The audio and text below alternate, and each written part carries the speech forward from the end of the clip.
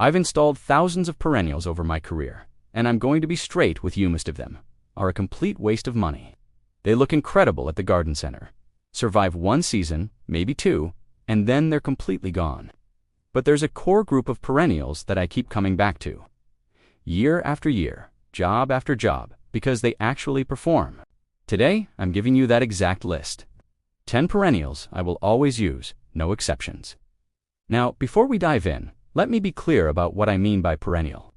These are plants that come back year after year from the same root system. You plant them once, and if you choose the right ones, they just keep giving. That's the deal. The 10 I'm sharing today are low input, high output, and they will put on a show every single year without asking for much from you. These are the workhorses that have earned their place in my designs through decades of real-world performance. Let's get into it. Item number 1, Dellalise number 1, Delalisor hamericalis, and yeah, I already know what you're thinking. Dellalise, really? That's old. That's what my grandmother grew. And you're absolutely right, and that's exactly why it's on this list. The Dellie is a workhorse. It's one of the most adaptable, reliable perennials ever put in the ground. Heat, it handles it. Drought, once established, it handles that too. Poor soil, no problem. These plants are tough as nails. And most people have absolutely no idea how far the Dellie world has actually evolved. Here's what surprises most people. They think only of that old orange ditch Dellie your grandmother planted. But modern varieties, especially the tetraploids with 4 sets of chromosomes, give you incredible flower range, heavier substance, and dramatically improved performance. Look for repeat bloomers like Stella d'Oro that give you a second, sometimes even a third flush of flowers throughout the entire season. Some varieties bloom for months. Practical tips: plant in full sun for the best blooms, though they'll tolerate part shade. They're incredibly drought-resistant once established. Pair them with black-eyed Susans or salvias for a pollinator-friendly combination. Divide every 3 to 4 years to keep clumps vigorous and healthy. Item number 2, Hostas number 2, the undisputed king of shade gardens. Hostas. If you have a shaded area on your property, and most people do, hostas are your answer. I've installed them under oaks, under maples, along north-facing foundation walls. They thrive where almost everything else struggles to survive. But here's where most homeowners completely miss the mark. They focus on the flowers when they should be focusing on the foliage. This plant gives you texture and color from the moment it emerges in spring, right through the first hard frost. The variety is absolutely staggering. You've got hostas the size of thumbnails like mouse ears, and you have giants like Sum and Substance that can reach 4, 5, even 6 feet wide. Leaf colors range from bright chartreuse to deep blue-green to almost white. The variegated varieties, they're some of the most striking foliage combinations in the entire plant kingdom. Here's the secret most people don't know. Give them plenty of room. Yeah, they look cute in that 4-inch pot at the garden center, but they need genuine space to do what they're actually meant to do.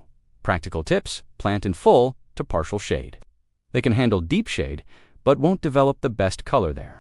Space them appropriately. Those giants need 4 to 6 feet between plants. Water consistently through their first season. Watch for deer browsing and slugs, especially in moist conditions. A copper-based slug barrier works well if pests become an issue. Item number 3, black-eyed Susans number 3.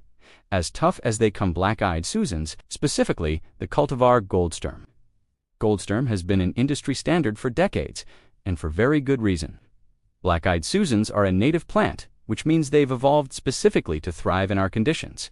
They don't ask for much: full sun, decent drainage, and they reward you with golden yellow flowers and that classic dark center from midsummer all the way into fall. But here's what I really love about Rebecca: it spreads naturally, not aggressively, not in a way that becomes a headache, but it self-seeds and clumps up over time. Plant it in the right spot, and in 3 to 5 years, you've got a full drift of color without ever buying another plant. That's real performance. And here's the bonus. After the blooms fade and you leave the seed heads on, goldfinches come and feast on them. You're supporting wildlife even when nothing is flowering. Practical tips: full sun is non-negotiable for maximum blooms. They're drought-resistant, once established, and completely resistant. Leave the seed heads on through fall and winter. They're gorgeous with frost, and birds depend on them. If you have a blazing hot, dry hillside with nowhere else to plant, This is absolutely your answer. Item number 4. Shasta daisies. Number 4. One of the more classically beautiful perennials you can grow Shasta daisies.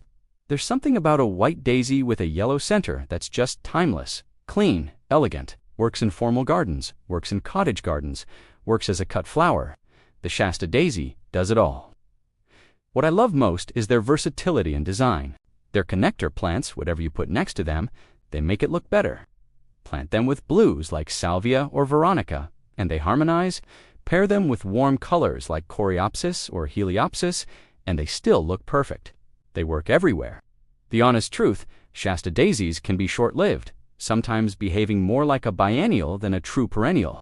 So here's what I do to solve that problem. I divide them every 2 to 3 years to keep them vigorous and thriving. It takes 5 minutes and extends their life significantly. Practical tips: full sun and good drainage are essential. Don't plant them in wet areas or they'll rot. Look for newer varieties like Becky or Banana Cream if you want improved longevity and better disease resistance. Deadhead spent flowers constantly to encourage more blooms. Divide in spring or early fall. They'll provide weeks and weeks of beautiful white flowers if you treat them right. Item number 5. Salvia perennial. Number 5. A pollinator powerhouse that most people misunderstand. Perennial salvia. Don't confuse this with annual salvia or culinary sage. This is a completely different plant and the real deal. The purple flower spikes on this plant are absolutely stunning. And what I love is they come late spring into early summer. If you deadhead them after that first flush of blooms, they'll push another round of flowers. Some varieties like Caradona will actually rebloom without you having to deadhead at all. Deer resistant, drought tolerant once established, full sun. Low maintenance. It's checking every single box I care about. There is not a plant on this list that brings in more pollinators and requires less work from you than salvia. Bees, butterflies, and hummingbirds absolutely love it. Practical tips: full sun is best for maximum blooms, though they tolerate part shade. Plant in well-drained soil and don't overwater. Deadheading extends the bloom time significantly. It's worth doing. For companion planting, consider roses or Dalalis. The reds or yellows play beautifully with salvia's light purple flowers. Cut back in late fall or early spring. Plant it once and it will come back year after year without complaint. Item number 6. Phlox. Number 6. A plant that brings something few others can: fragrance. This is phlox. Walk past phlox in full bloom and you'll understand why it's been in America's gardens for over 100 years. The fragrance is incredible, sweet, clean, unmistakable. But here's what I've learned through years of experience. Growing beautiful phlox requires a bit of attention to detail. It's not complicated, but you do need to follow some basic rules. Plant phlox in full sun with excellent air circulation. Don't crowd it. Keep the foliage dry by watering at the base, not overhead. Choose disease-resistant varieties. This actually matters more than people realize. Do these things, and garden phlox will give you some of the most spectacular color in your entire landscape. Neglect them, and powdery mildew will take over completely. Practical tips: space plants properly for airflow. Tight spacing creates humidity and disease. Water early in the morning at soil level only. Deadhead spent flowers to extend bloom time through the season. Divide every 3 years to keep plants vigorous. Look for mildew-resistant varieties like David or Jean d'Arc. These are proven performers. They perform best in zones 3 to 8. Item number 7. Heuchera coral bells. Number 7. A plant that forever changed the way I think about foliage: Heuchera or coral bells. For me, this is all about getting color in the shade without relying on flowers. Coral bells solve one of the hardest problems in landscaping. How do you get color in a shaded area? The answer is the foliage on modern varieties is genuinely extraordinary. We're talking deep burgundies, caramel, lime green, electric orange, almost pure silver. This plant will give you color from early spring all the way to your first hard freeze. Here in Zone 8A, that's roughly 10 months of foliage color. When everything else is dormant and brown, Heuchera is still beautiful. Beyond the foliage, the flowers are a bonus. Delicate, wiry stems with tiny bell-shaped flowers that hummingbirds absolutely adore. It's truly a 2-for-1 plant. Practical tips: partial shade gives you the best foliage color. Full shade works, but color suffers and becomes more muted.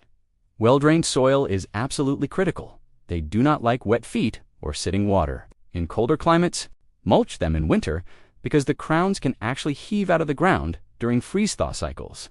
Variety selection matters. Tremendous. Visit your local garden center. Find a color that suits your design and plant it. You won't regret it. We're over halfway through this list, and honestly, the last 3 plants are the ones I get the most questions about. People want to know about these, but before we get to those, I need you to do something for me. Hit the subscribe button and the like button below. I post videos once a week, no fluff, just straight talk from 25 years of industry experience. If you're serious about landscaping, you need to be subscribed. Let's get back to it. Item number 8, daffodils. Number 8, a spring anchor that every landscape should have daffodils. Here's my case for why every single property needs daffodils. First, in my experience, deer don't touch them. Squirrels don't touch them either. In a world where deer pressure makes it harder and harder to grow what we want, planting something that won't be eaten is a massive advantage. You're guaranteed blooms every year. Secondly, daffodils naturalize. You plant a bulb in the fall, they bloom in spring, and year after year, the clumps get bigger and fuller. You never have to do anything.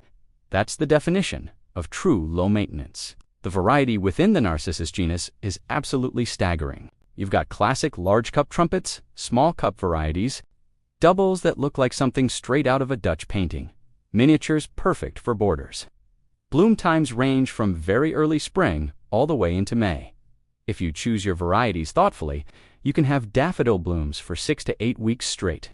Practical tips: plant bulbs in fall for spring blooms. Leave the foliage on until it browns and completely dies back. That sun is feeding the bulb for next year's flowers.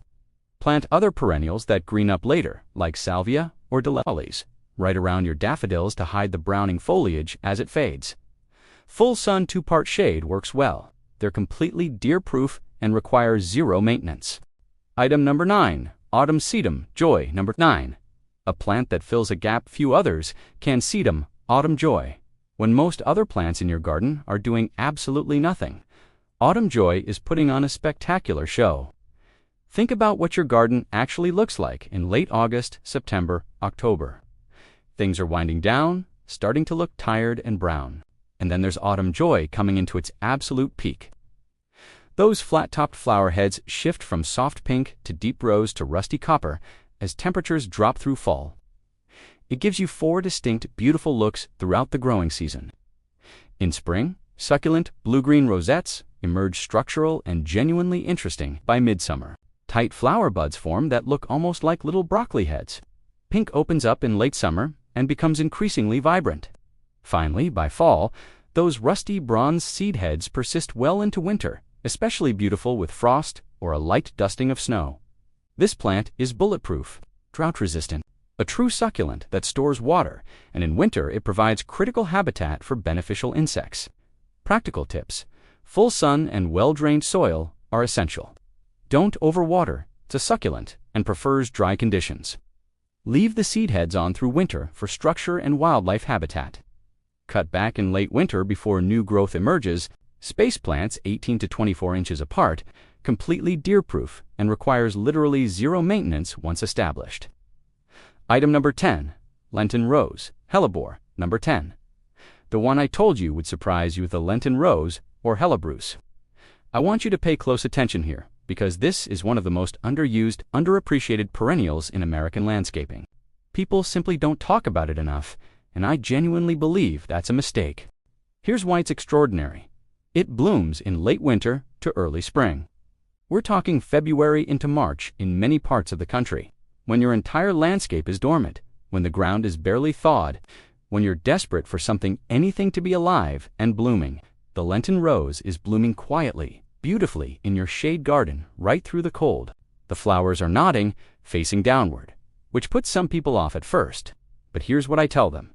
Get down on your knees and look up into that flower. You'll see deep plum, soft pink, creamy white, almost black. These flowers are absolutely stunning, up close, and worth examining. The foliage is semi-evergreen. In mild winters, the leaves hold on all year. It's an evergreen ground cover for shade that happens to produce breathtaking flowers in the middle of winter. Here's my honest caveat. They're slow to establish. The first year is just getting roots in the ground and building reserves. But by year 3, you've got a plant that will genuinely live for years and years. I've personally seen mature Lenten rose plantings that have been in the ground for centuries. Practical tips: plant in part to full shade. They need well-drained soil and actually prefer slightly alkaline conditions. Water regularly the first year. Until established, then they're incredibly drought-resistant. They're completely deer-resistant and slug-resistant. That's huge. Deadheads spend flowers to redirect energy to foliage development. They self-seed and naturalize over time if you let them. Completely worth the wait for establishment. All right, there's your list. 10 perennials I will always use after 25 years of landscaping. And if you look at all 10 of these, they have something fundamental in common. High performance for low input on your end. Plant them once, keep them watered through that critical first year, and they will continue to bloom and perform year after year for a beautiful landscape around your home. That is the defining quality of a great perennial. Not one that just barely survives, but one that actually thrives year after year for your enjoyment and your family's enjoyment. Now, I want to hear from you. Which of these 10 are already in your garden? Do you have other perennials you'd recommend to people? And if you haven't yet, please hit that subscribe button. As always, thank you for watching.